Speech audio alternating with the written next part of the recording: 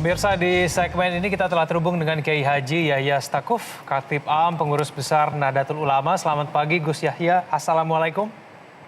Selamat pagi, Assalamualaikum.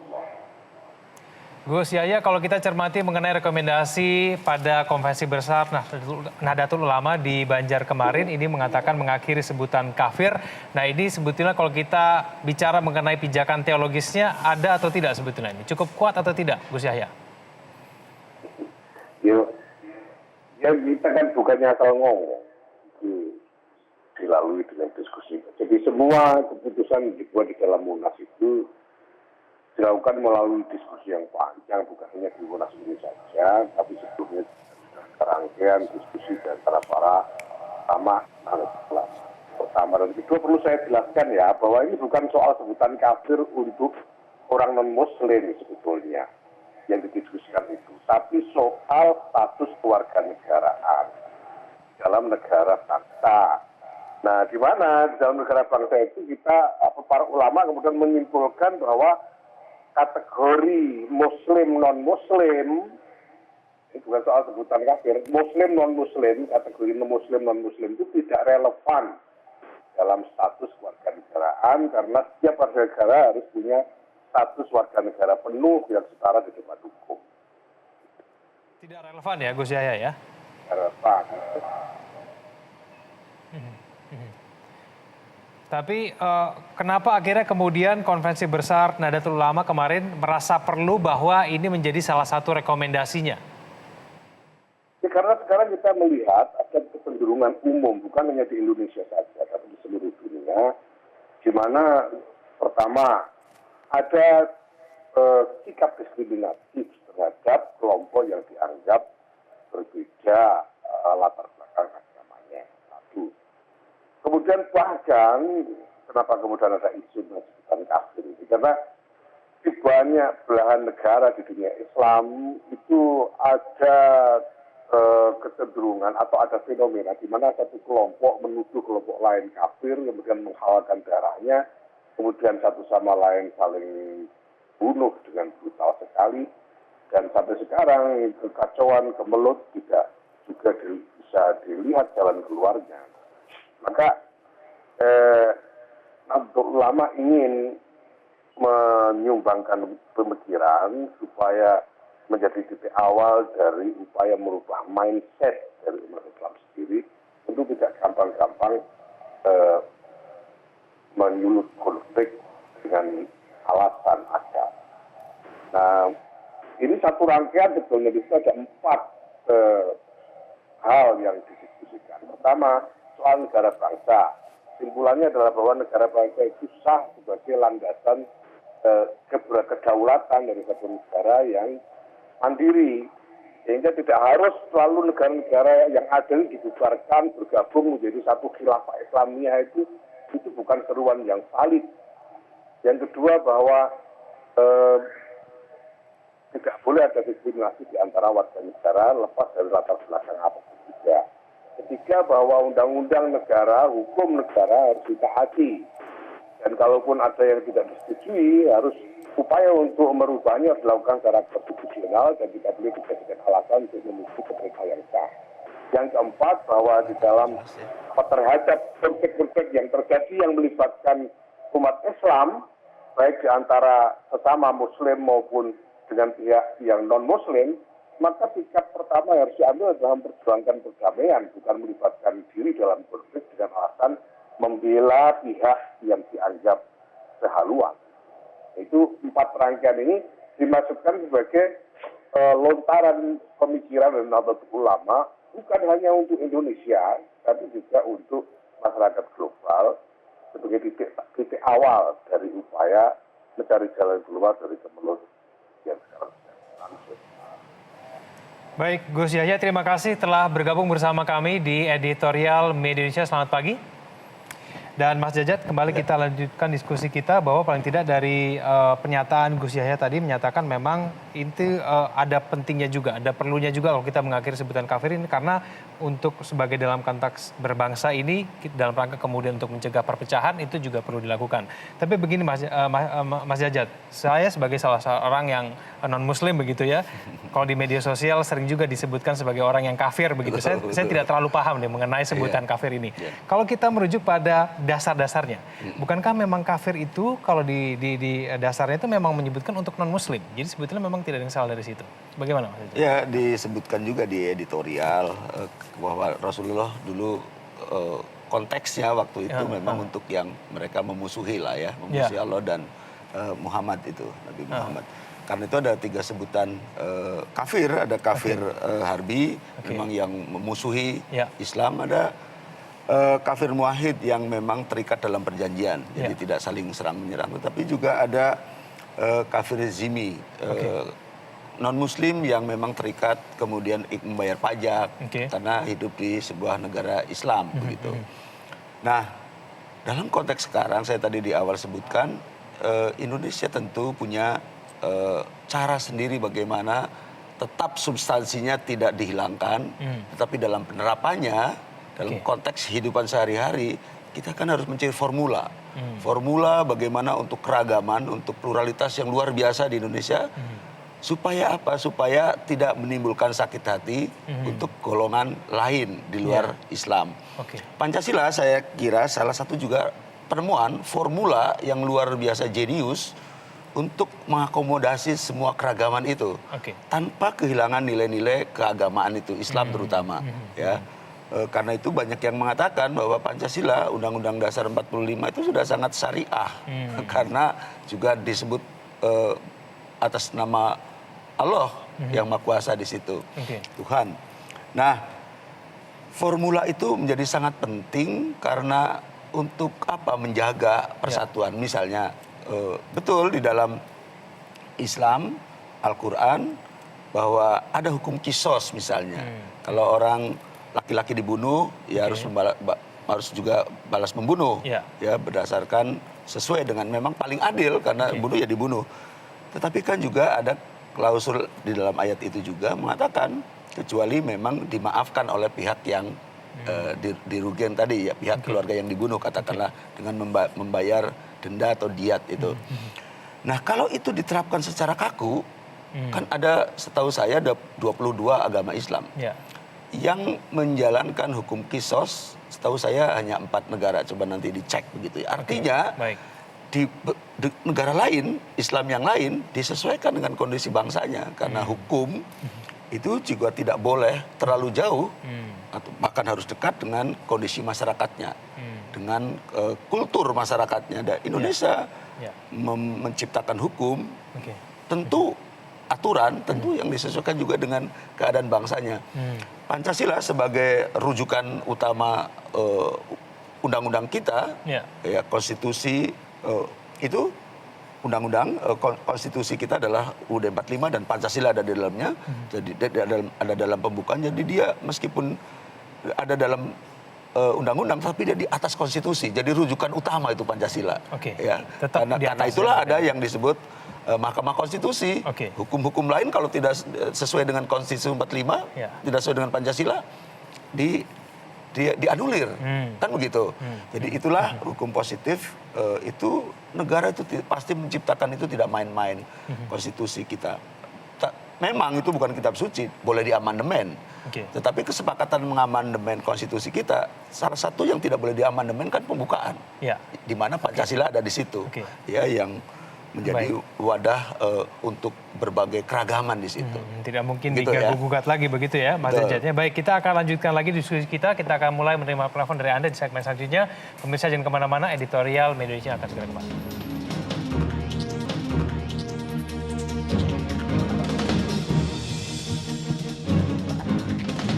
Kembali di editorial Media Indonesia, kita akan langsung menyapa penelpon kita pada hari ini. Pemirsa, ada Pak Sujudi dari Yogyakarta. Pak Sujudi, selamat pagi. Selamat pagi, Pak. Selamat pagi, Metro. Selamat pagi, Bang Jajat. Selamat pagi, Pak Sujudi. Silakan, Pak Sujudi. Ya, kita beri apresiasi terlebih dahulu ya kepada Munas Alim Ulama ya, Nahdlatul Ulama ya, untuk ini betul-betul luar biasa. Ini mudah-mudahan ini sebagai suatu keberanian tersendiri, dia berani mengakhiri sebutan kafir yang ini sebenarnya sangat tidak populer nih bagi mungkin kelompok-kelompok radikal ini ya.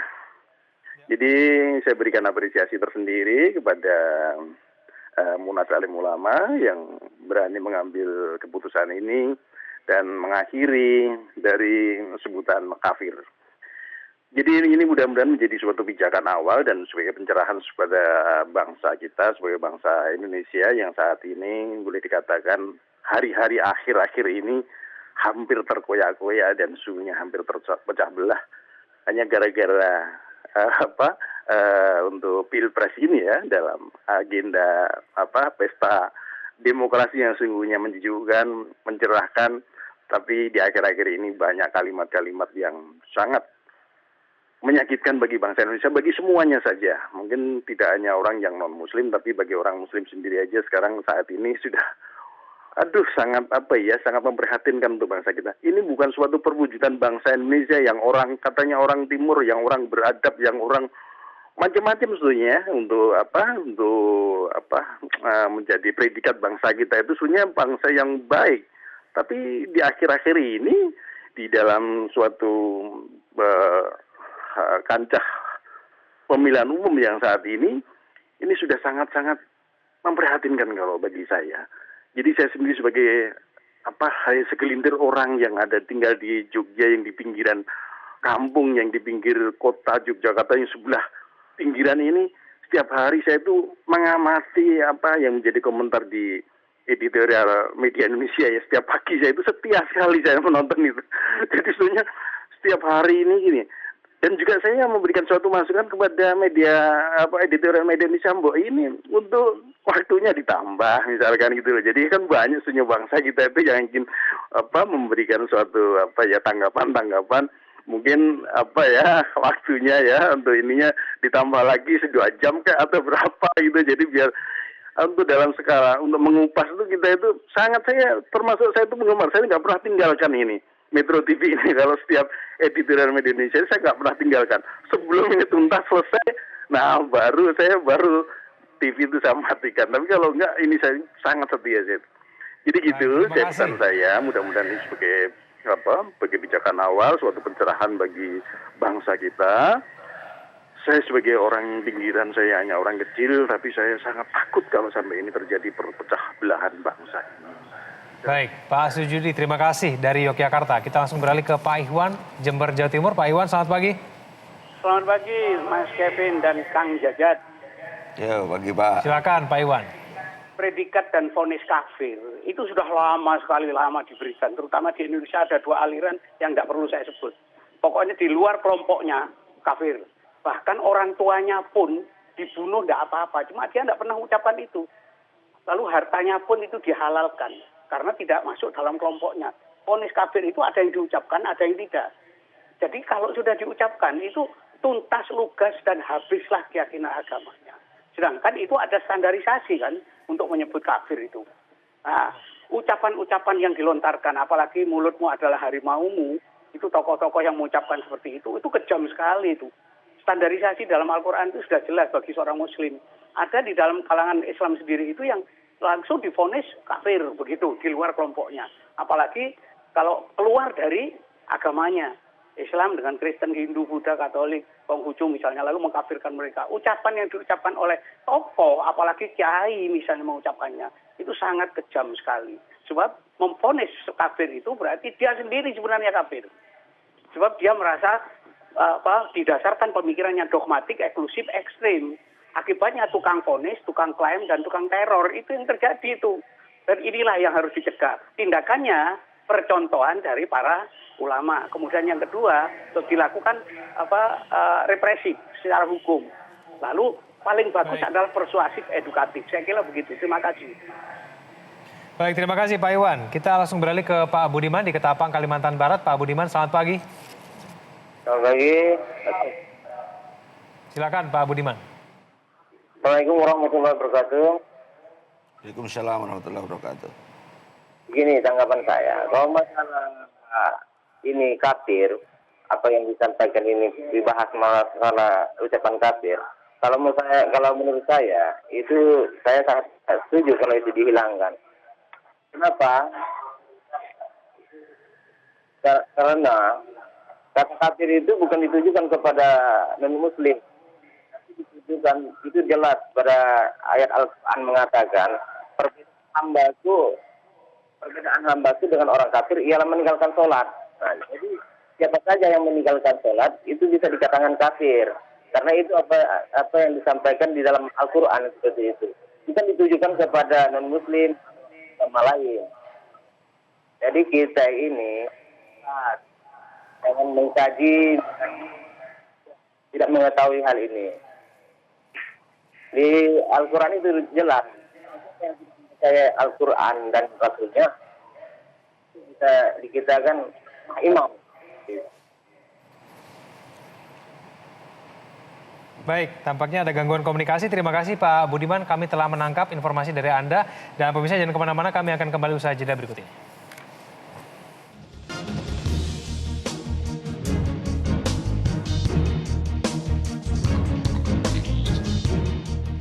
Kita sampai di segmen terakhir Editorial Indonesia, Mas Jajat. Kita punya waktu yang sangat terbatas, tapi saya bisa kemudian merelate mengenai salah satu penelpon kita tadi, Pak Sujudi Yogyakarta, yang menyatakan bahwa baru-baru akhir ini saja kemudian penggunaan kafir sering dilakukan. Saya pun sebagai non-muslim sering dikafir-kafirkan orang itu baru-baru akhir-akhir ini saja. Mas Jajat, ini artinya apa nih sebetulnya? Ya, tadi saya di awal mengatakan agak sudah terlanjur ke masyarakat, tapi memang betul bahwa fenomena kafir-mengkafir itu belakangan saja setelah pemilu 2014 ya. Jadi politik itu kemudian ternyata membawa efek yang luar biasa ya.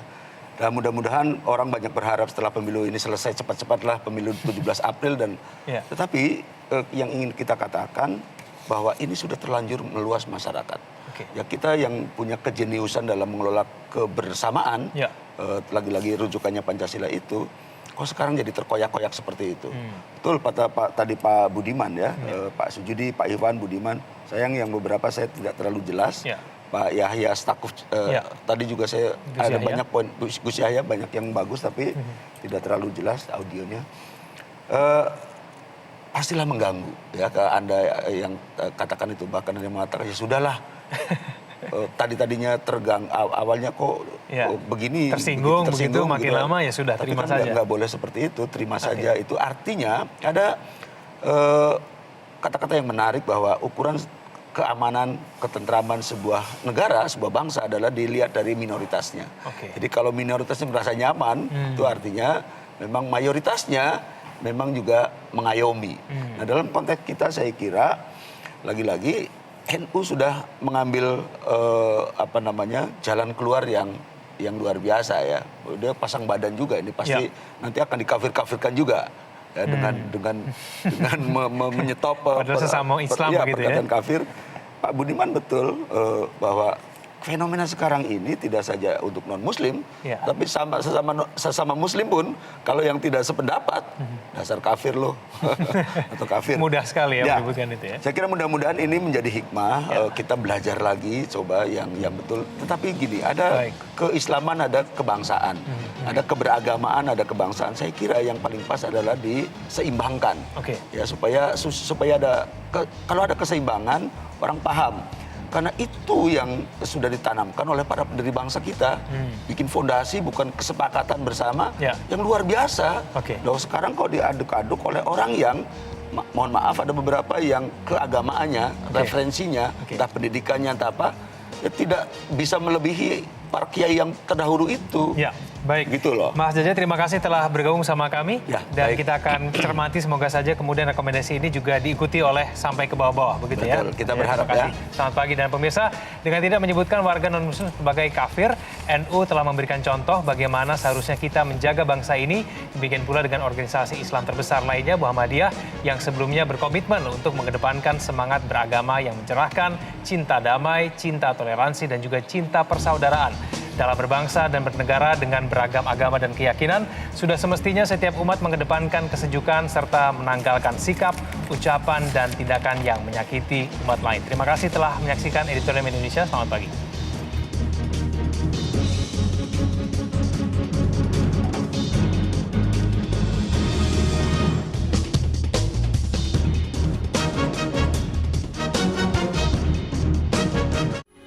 Metro TV, knowledge to elevate.